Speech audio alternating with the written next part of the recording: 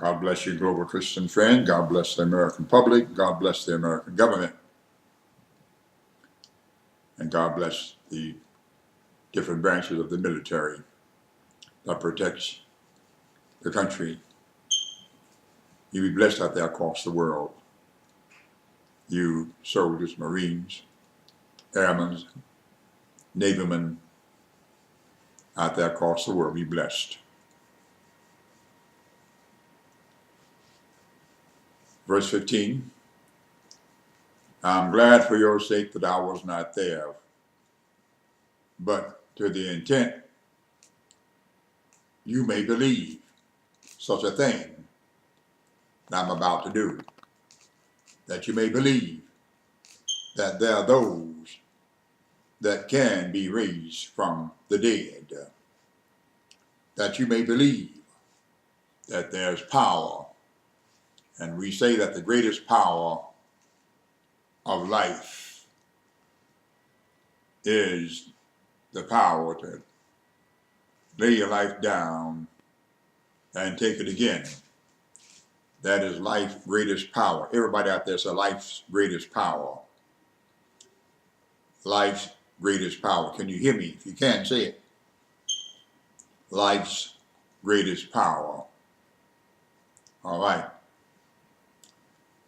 Nevertheless, let us go unto him. Then said Thomas, which is called Didymus, unto his fellow disciple, let us also go that we may die with him. That's a general statement that they all had in mind. We will not leave you nor forsake you, they said. But the Bible said that they all forsook him and fled. But here Thomas said in verse 16, let us also go that we may die with him.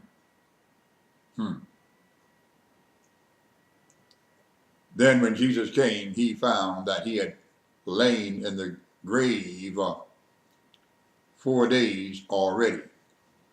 Now, when you look at 4 days in the grave for Lazarus and look at the 3 days for him, that's the extent of the 7 days. When you look at it and see it in perspective.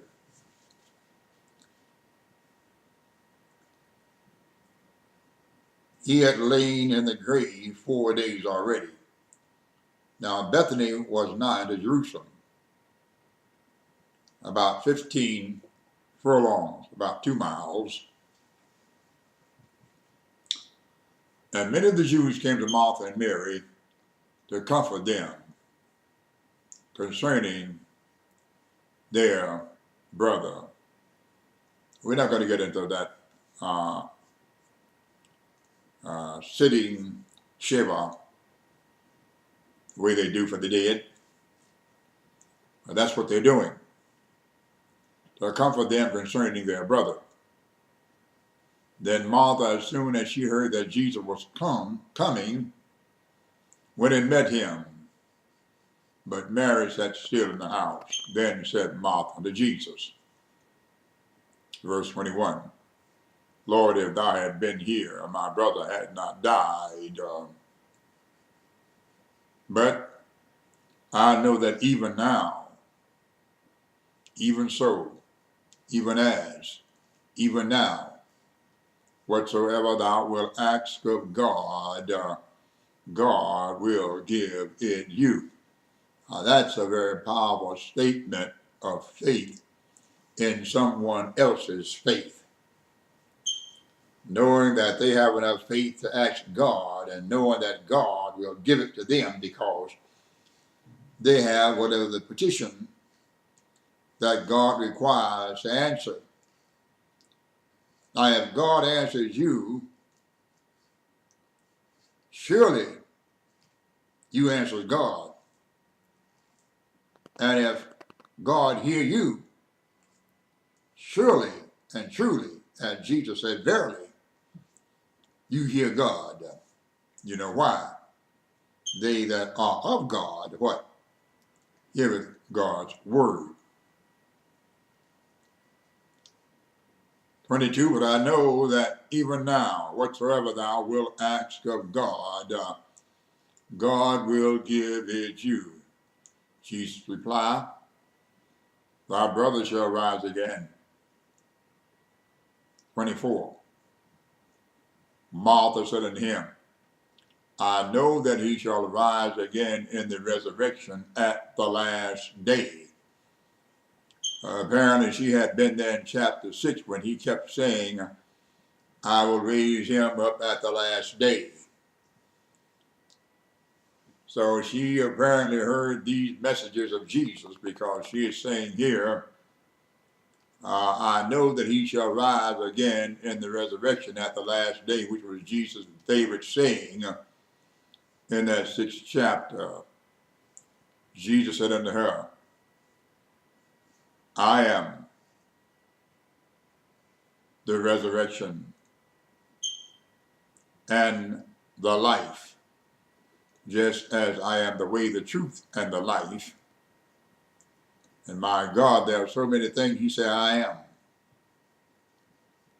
A whole host of I am. I am the bright and morning star. I am the door. I am the good shepherd. I am the way, the truth, and the life. I am the root and the offspring of David. I just go on down the line. My God, you can build a dictionary of the I ams of himself. I am the resurrection and the life. Watch this. He that believeth on me, though he were dead, yet shall he live. Think about that statement. One occasion he said, he that believeth in me shall never die. Remember that statement? Somewhere near John 8:51, somewhere thereabout. You need to want to take a look at it and find out for yourself. He that believeth on me shall never see death. If a man keep my saying in 8:51, he shall never see death. Everybody out there that love the Lord, that trust him, say these words, I shall never see death. All right? But